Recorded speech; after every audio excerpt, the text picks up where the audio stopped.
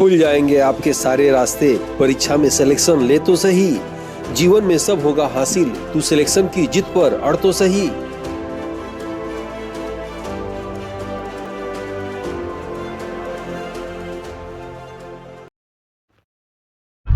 Aditya classes exam गुरु channel में आप सबका स्वागत है।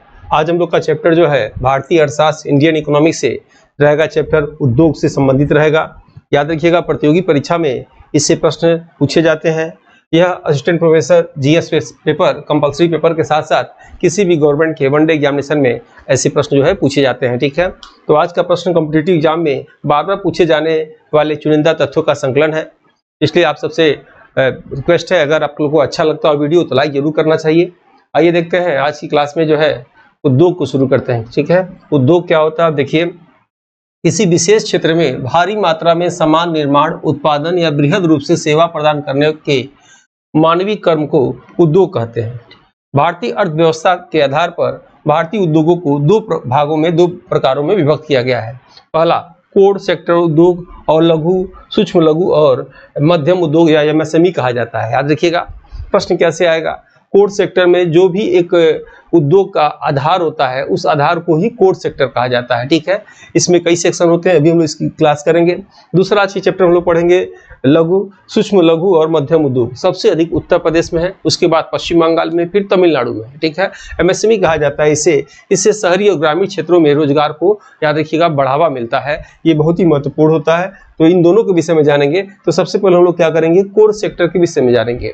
अब एग्जाम में प्रश्न कैसे आते हैं, इसी के अंदर से शायद सही प्रश्न पुटअप किए जाते हैं, आपको बीच बीच में हम बताते रहेंगे। आइए हम देखते हैं कोर सेक्टर उद्योग। ठीक है, पहला ए पॉइंट। ठीक है, जो पूरे उद्योग के लिए आधार का कार्य करती है उसे कोर उद्योग कहा जाता है। याद रखिएगा, औद्योगिक उत्पादन सूचकांक के अंतर्गत कोर उद्योग का भारांश 40.27% है। एग्जाम से पहले सभी डाटा अपडेट होकर जाइएगा, हो सकता है तो कुछ अधिक हो, ये डाटा याद रखिएगा।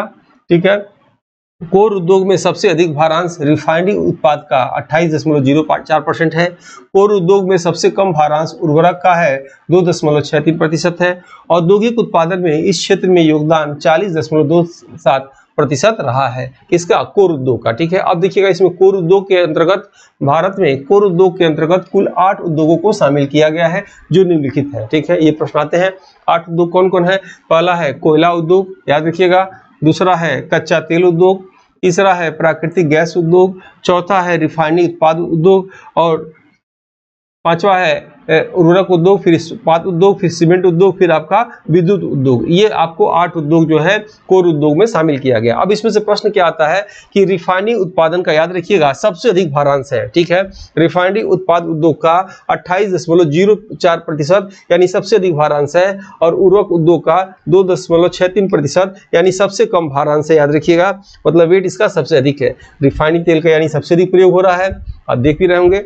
आइए हम लोग आते हैं नेक्स्ट पेज पे। अब हम लोग क्या करेंगे, एक एक के विषय में जो आपके एग्जाम में पूछा जाएगा उसकी चर्चा करने जा रहे हैं। जैसे मान लीजिए कोयला उद्योग पूछ दे, कोयला काला सोना किसे कहते हैं, कोयला को कहते हैं, कोयला नगरी किसे कहते हैं, धनबाद को कहते हैं। ऐसे तमाम कंटेंट जो निकल के आता है, या पूछ देगा कि वर्तमान में जो है कोयले से बिजली कितनी प्रतिशत बनाई जाती है। ऐसे प्रश्न जो है आपको इसमें मिलेंगे, आप ध्यान से उसको देखिएगा। ठीक है, आइए हम लोग देखते हैं। अभी हम लोग क्या करेंगे, इन 8 के विषय में क्रम से जो है क्लास लेने जा रहे हैं। इसके बाद फिर क्या करेंगे हम लोग, ये एमएसवी वाला दूसरी क्लास जो है इससे हम लोग लेना क्लास शुरू करेंगे। ठीक है, पहले ये हम लोग चल रहा है और इससे कितने प्रकार बताए गए हैं, 8 प्रकार। ठीक है, अब 8 प्रकार के विषय में हम लोग डिटेल जाना जाए। पहला है कि कोयला उद्योग। देखिएगा, इसमें कोर उद्योग का क्रमवार अध्ययन परीक्षा की दृष्टि से निम्नवत है। कोयला उद्योग में पहला पॉइंट है, उद्योगों की माता कोयला को कहा जाता है। कोयला को काला सोना के नाम से भी जाना जाता है। याद रखिएगा, धनबाद शहर को कोयला नगरी के नाम से भी जाना जाता है। 31 दिसंबर 2022 तक, याद रखिएगा, ये डाटा जैसे 1 साल 1.5 साल बाद भी आता है, तो जो आप जहां तक मुझे कंफर्म हुआ है वहां लिए हैं, उसके बाद जो डाटा आएगा फिर देख लीजिएगा। यानी तो कोयले से विद्युत उत्पादन जो है 49.7% है। कोयला वह ऊर्जा संसाधन है जिसका उपयोग भारत में अधिकांश कारखानों में किया जाता है। ठीक है, विश्व में सबसे अधिक कोयला चीन में, और वर्तमान 23 यानी पिछले वर्ष 23 में भारत के राज्यों में सबसे अधिक कोयला उड़ीसा से निकाला जाता है। याद रखिएगा, यानी भारत में सबसे अधिक कोयला उड़ीसा से निकाला जाता है और विश्व में सबसे अधिक कोयला चीन से निकाला जाता है। याद रखिएगा, आप से प्रश्न पिछली क्लास में बताए भी थे कि छोटा नागपुर का पठार याद रखिएगा झारखंड में है। कोयले का भंडार भारत में सबसे अधिक छोटा नागपुर के पठार में है। ठीक है, नागपुर महाराष्ट्र में है, लेकिन छोटा नागपुर का पठार कहाँ है? आपका झारखंड में। कोयले से प्राप्त ऊर्जा को तापीय ऊर्जा के नाम से जाना जाता है। इंपॉर्टेंट है। वर्तमान में तापीय ऊर्जा का योगदान 57.5% है। तापीय ऊर्जा के लिए 1975 में राष्ट्रीय ताप विद्युत निगम या एनटीपीसी का स्थापना नई दिल्ली में हुआ। 2023 में भारत की सबसे बड़ी ऊर्जा कंपनी एनटीपीसी है। याद रखेंगे आप। 23 में भारत की तापीय ऊर्जा उत्पादन राज्यों में प्रथम स्थान महाराष्ट्र का और द्वितीय स्थान गुजरात का व तृतीय स्थान उत्तर प्रदेश का है। ये इंपॉर्टेंट है, पूछ सकता है। तापीय ऊर्जा उत्पादन में उत्तर प्रदेश का पिछले वर्ष चौथा स्थान था। क्या स्थान बताएंगे? तीसरा स्थान। आपके एग्जाम में भी पूछ सकता है कि तापीय ऊर्जा उत्पादन में या कोयला से ऊर्जा उत्पादन में भारत के सभी राज्यों में प्रथम स्थान किस राज्य का था? आप क्या आंसर देंगे? महाराष्ट्र देंगे। द्वितीय स्थान किसका था? गुजरात का। और तृतीय स्थान किसका था? उत्तर प्रदेश का था। ठीक है, नेक्स्ट देखेंगे। उत्तर प्रदेश में ताप विद्युत केंद्र ओबरा, सिंगरौली और रैया क्षेत्र में है। ठीक है, ऐसे प्रश्न आएगा। उत्तर प्रदेश में ताप विद्युत केंद्र निम्नलिखित में से कहाँ नहीं है? ओबरा, सिंगरौली और रैया। ठीक है, और ऐसे कुछ लिख दे, कानपुर लिख दे तो आपको कुछ और नाम लिख दे तो आपको छांटना रहेगा। ये हमारी टीम द्वारा टेस्ट पेपर तैयार किया गया है। याद रखिएगा, यह जो है टेस्ट पेपर एक ही चीज को 3 तरीके से आप पढ़ेंगे। जैसे आपको पहले ई-पीडीएफ दिया जाएगा, उसी ई-पीडीएफ पे वीडियो बना रहेगा, उसी वीडियो पे टेस्ट बना रहेगा। यानी एक कंटेंट को जब आप 3 बार पढ़ेंगे तो आपकी स्मृति में बात बैठ जाएगी, कंफ्यूजन कम से कम रहेगा और आपको याद करने में आसानी होगी। यानी पहले आप ई-पीडीएफ पढ़ेंगे या शॉर्टकट नोट्स बनाएंगे, फिर उस पर वीडियो देखेंगे या फिर टेस्ट देंगे, फिर लास्ट में फाइनल टेस्ट देंगे, तब आपको जीएस पेपर में पूर्णता आएगी। ये हम लोग का दशकों का अनुभव रहा है जीएस पढ़ाने का, कॉम्पिटिशन का कोचिंगों में। अब ये वैलिडिटी याद रखिएगा, इसकी वैलिडिटी एडवर्टाइजमेंट 51 तक जब तक जो हो न जाए तब तक इसकी वैलिडिटी रहेगी। इस टेस्ट पेपर में आपको ई-पीडीएफ नोट्स मिलेंगे हिंदी में, इंग्लिश में। 2014 से लेकर अब तक के सभी आपको साल भर पेपर मिलेंगे। इसमें रेगुलर प्रैक्टिस से जो है एग्जाम तक मिलता रहेगा, अपडेट होता रहेगा। जो कुछ भी है इसमें अपडेट कर दिया जाता है। इसका सभी क्लासों का पीडीएफ से लेकर हर टेस्ट जितने भी आप यूट्यूब पे देखते हैं सब कुछ पीडीएफ उसमें डाल दिया जाता है। इसमें ऑर्गेनाइज क्लास है, यानी सभी क्लास सिलेबस के अनुसार सीरियल वाइज आपको मिलेंगे। यूट्यूब पे याद रखिएगा सभी क्लास नहीं मिलते हैं, कुछ क्लास जाते भी हैं सभी क्लास, तो बाद में उसको अनलिस्टेड कर दिए जाते हैं, आप देख नहीं पाएंगे ठीक से। इसलिए अगर अच्छा नंबर चाहते हो तो टेस्ट जरूर ले लेना चाहिए। और उसके बाद टेस्ट सीरीज है। टेस्ट सीरीज में आपको model paper, syllabus wise test और यूनिट वाइज टेस्ट मिलेगा। इसका रेट 1999 है, लेकिन अभी ये 1299 में दिया जा रहा है। और याद रखिएगा अपनी गलतियों को एग्जाम से पहले प्रैक्टिस करके सुधारे, ताकि वो गलती एग्जाम सेंटर में आपकी ताकत बन के आपको जीत दिलाए। अभ्यास करने से पूर्णता आती है। जितना आप एमसीक्यू का अभ्यास करेंगे उतना ही आप में जो है तैयारी में निखार आएगा। और याद रखिएगा ये मेन टेस्ट पोर्टल है। टेस्ट पोर्टल में आप अधिक से अधिक आपको सैकड़ों की संख्या में मॉडल पेपर प्रैक्टिस सेट मिलेंगे, जो आपको एग्जाम से पहले प्रैक्टिस करके जाना चाहिए। मेरे द्वारा ये 4 बुक निकाला गया है। 4 बुक में अलग अलग जो है मॉडल सेट है। कुल लेके 80 मॉडल पेपर है। ये आप अमेजन से मंगा सकते हैं। अमेजन से मंगाने का कोई आपको डिलीवरी चार्ज नहीं देना है, फ्री में आपको डिलीवरी चार्ज मतलब निःशुल्क डिलीवरी चार्ज है। और ये ओमार बुक जो है आपको फ्री मिलेगा। ठीक है, मात्र 499 रुपये में आप चाहें तो इसे मंगा सकते हैं। बुक को मैं आपको दिखाना चाहूंगा। ये चारों बुक में अलग अलग मॉडल पेपर है, याद रखिएगा। और किसी भी एग्जाम में असिस्टेंट प्रोफेसर से लेके कोई भी एग्जाम हो, जीएस के इन सभी क्वेश्चन को 2-3 बार पढ़ के ही जाना चाहिए। इससे आपका जो है नंबर बढ़ेगा। और साथ में ये आपको ओमार शीट फ्री दी जा रही है, ये आप देख के इसे प्रैक्टिस कर सकते हैं। ठीक है, चलिए आइए आगे क्लास हम लोग देखते हैं। आगे हम लोग देखते हैं, ये जो लोग जुड़ना चाहे व्हाट्सएप ग्रुप में जुड़ सकते हैं हम लोग की टीम से। और ये जो है टेलीग्राम ग्रुप है, आदित्य टीम से जुड़ना चाहे तो आप इसमें आपको ज्वाइन कर लेना चाहिए। नेक्स्ट आप देखेंगे दूसरा, कच्चा तेल उद्योग। कच्चा तेल उद्योग दूसरा पॉइंट समझ रहे हैं आप लोग ना। पहला हम लोग ने क्या पढ़ा? कोयला उद्योग। और दूसरा हम लोग क्या पढ़ रहे हैं? कोर उद्योग का कच्चा तेल उद्योग। ठीक है, कच्चा तेल पेट्रोल को प्रभाजी आसवन विधि, इंपॉर्टेंट है, कई बार आ चुका है ये, प्रभाजी आसवन विधि द्वारा शोधन का कार्य किया जाता है। वर्तमान में तेल बॉम्बे हाई अपतटीय क्षेत्र, ये भी प्रश्न आ चुका है, पीसीएस में आ चुका है ये, मुंबई महाराष्ट्र से सबसे अधिक निकाला जाता है। इसके अलावा भारत के अन्य क्षेत्रों से भी निकाला जाता है। भारत प्रथम तेल का कुआं माकूम असम में 1867 में खोदा गया था। भारत का सबसे पुराना तेल भंडार डिगबोई आसाम में है। भारत में कच्चा तेल गुजरात तट, ब्रह्मपुत्र घाटी तथा भारत के पूर्वी व पश्चिमी तटों से निकाला जाता है। पेट्रोलियम का उत्पादन कृष्ण या काली क्रांति के अंतर्गत आता है। तीसरा हम लोग देखेंगे प्राकृतिक गैस उद्योग, ठीक है। वर्तमान 23 में, देखिए कुछ डाटा एक साल बीतने के बाद ही आता है, यानी 24 चल रहा है, अब 24 का डाटा 25 में आएगा, ठीक है। तो ये पिछला वर्ष का डाटा है, यानी यही करंट का डाटा है, ऐसे समझिएगा। 2023 वर्तमान 2023 में भारत में प्राकृतिक गैस का वितरण gas authority of India limited द्वारा किया जाता है। वर्तमान 2023 में भारत में प्राकृतिक गैस की उत्पादन आयल एवं नेचुरल गैस कॉर्पोरेशन लिमिटेड और आयल इंडिया लिमिटेड द्वारा किया जाता है। खनिज तेल के साथ ही प्राकृतिक गैस पाई जाती है। हमेशा याद रखिएगा, जहां से तेल निकाला जाता है वहीं से प्राकृतिक गैस भी निकाली जाती है। वर्तमान 2023 में सबसे अधिक प्राकृतिक गैस का उत्पादन अपतटीय क्षेत्र से हुआ है। नेक्स्ट है चौथा, रिफाइनरी उत्पाद उद्योग। याद रखिएगा, भारत में रिफाइनरी उत्पाद का सबसे अधिक भारांश है, दिखाया गया था आपको। उसके बाद नेक्स्ट है उर्वरक उद्योग। भारत का प्रथम उर्वरक और एशिया का सबसे बड़ा कारखाना सिंदरी बिहार में लगा। इंपॉर्टेंट है, याद रखिएगा, लगा था ये और ये इंपॉर्टेंट है, आ चुका है। उसके बाद भारत का स्थान नाइट्रोजन उत्पादन में दूसरा है पूरे विश्व में। भारत का स्थान फास्फेट उत्पादन में तीसरा है पूरे विश्व में। भारत में पोटास का उत्पादन नहीं होता है, इंपॉर्टेंट नोट कर लीजिएगा, भारत में पोटास का उत्पादन नहीं होता है, इसलिए भारत पोटास के आयात पर निर्भर होता है,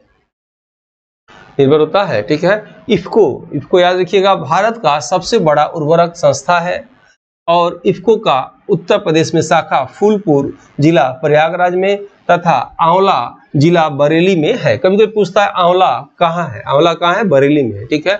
फूलपुर कहाँ है, प्रयागराज में है, ऐसे याद रखिएगा।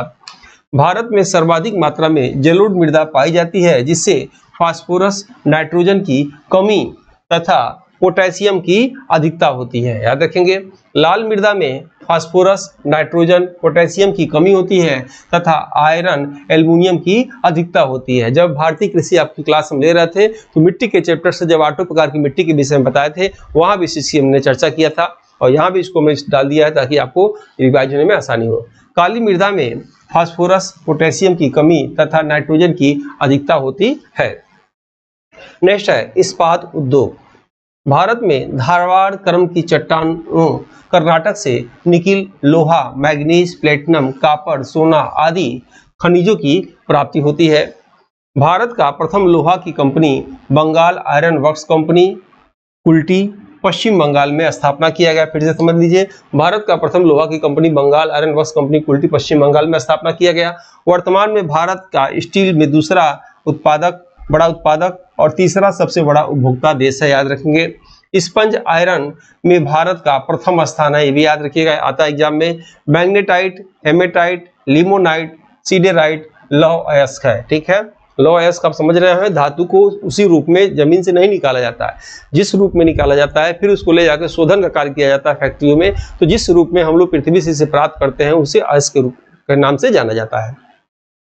सीमेंट उद्योग आप देखेंगे, भारत का सीमेंट उद्योग में दूसरा स्थान है, ठीक है।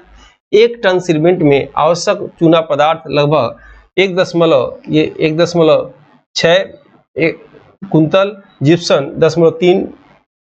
0.38 कुंटल, ठीक है, और कोयला 3.8 कुंटल होता है। याद रखिएगा, ठीक है, यहाँ कुंटल हो जाएगा, यहाँ भी कुंटल कर लीजिएगा। यानी 1 टन सीमेंट में आवश्यक पदार्थ चूना पत्थर 1.6 कुंटल, जिप्सम 0.38 कुंटल और कोयला 3.8 कुंटल होता है। भारत में सर्वप्रथम समुद्री सीपियों की सहायता से सीमेंट बनाने का प्रयास तमिलनाडु में किया गया। याद रखिएगा, पूछेगा भारत में सबसे पहले जो सीमेंट बनाने का प्रयास किससे किया गया, तो समुद्र के सीपियों के माध्यम से किया गया। और कहाँ किया गया, तमिलनाडु में किया गया। भारत में प्रथम सीमेंट का कारखाना मद्रास में 1904 में लगा। वर्तमान में भारत की सबसे बड़ी सीमेंट की कंपनी, याद रखिएगा, सीमेंट कॉर्पोरेशन ऑफ इंडिया है। उत्तर प्रदेश में चुर्क, डाला, चुनार, डालमिया में सीमेंट का संयंत्र है। नेक्स्ट है विद्युत उद्योग, ठीक है। वर्तमान में विद्युत उत्पादन में तापीय ऊर्जा का योगदान 57.5% है, जो सबसे अधिक है, बताया गया था।